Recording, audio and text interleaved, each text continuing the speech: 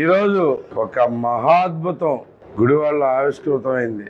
మార్పు కావాలి, గుడివాడ వెలగాలి అని ఆకాంక్ష ప్రజలు ఎంత బలంగా ఉందో ఈరోజు రుజువైంది. ఎన్నో లక్షల మంది కోరిక, ఎందుకంటే ఆంధ్ర రాష్ట్రం మొత్తం మనకి చూస్తున్నాగా మనం అద్భుతంగా డెలివర్ చేసాం. వాళ్ళ ఆకాంక్షలకు సరిపోయేటట్లుగా మనం తూగాం.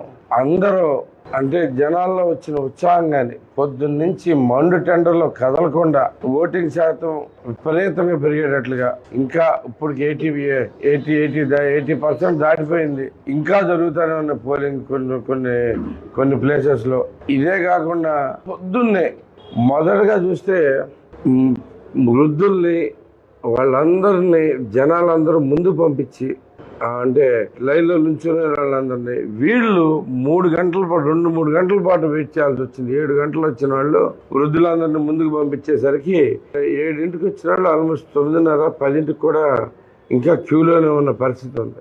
అయినా కానీ ఒకే దీక్షతోటి మార్పు రావాలి అని చెప్పేసి వాళ్ళు చూపిన తెగు వాళ్ళు పడ్డ కష్టం చూస్తే మాకందరికి కూడా చాలా ఆనందం వేసింది. ఇవాళకి we have run the most successful campaign ever అని మాత్రం నేను చాలా ప్రౌడ్గా చెప్పగలను. ఇన్నాళ్ళ ప్రయాణంలో గుడివాడ క్యాంపెయినింగ్ ప్రయాణంలో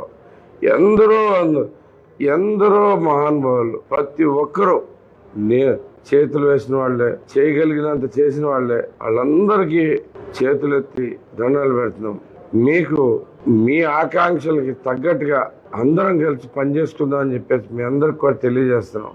ఈ క్రమంలో ఈ ప్రచార పర్వం మొత్తం ఎంతో ఆహ్లాదకరంగా, ఆనందంగా, టెన్షన్ లేకుండా ప్రజలతోటి మమేకం అవుతూ వాళ్ళ కష్టాలు తెలుసుకుంటూ చేయగలిగినవి అన్ని చెప్పుకుంటూ అన్ని రకరకాలుగా ఎండలోనూ వానలోనూ విపరీతమైన ఎండలోనూ అందరం కలిపి ఒకే కుటుంబంలో కలిసి కదిలాం.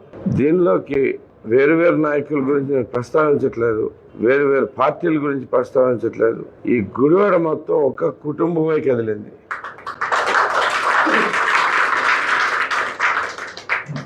ఇంత మహాద్భుతంగా రన్ చేసిన క్యాంపెయిన్ అయితే కనుక నాకు తెలిసి ఇంకొకటి ఉండదని చెప్పి నేను ధైర్యంగా చెప్పగలను.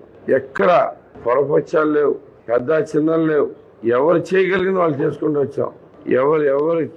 ఎక్కడ ఎవరు అవసరమైతే వాళ్ళు అడ్డం పడిపోయి చేశారు. ఎంతో అద్భుతంగా జరిగింది.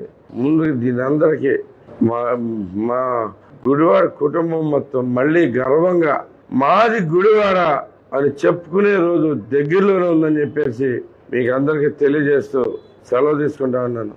Thank you.